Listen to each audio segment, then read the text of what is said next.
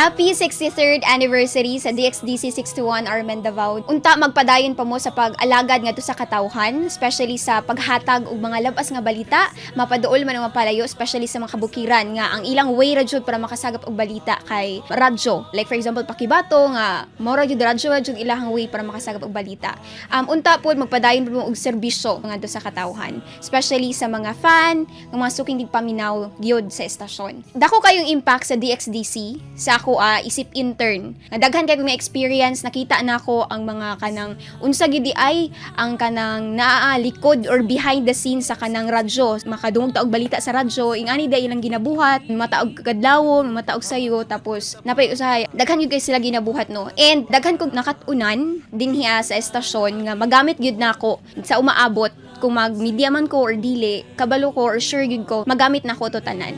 And more powers to DXDC, unta daghan pa mo og matabangan. Ako di ay si Kimberly Sulia, intern from Davao del Norte State College, Bachelor of Arts in Communication. RMN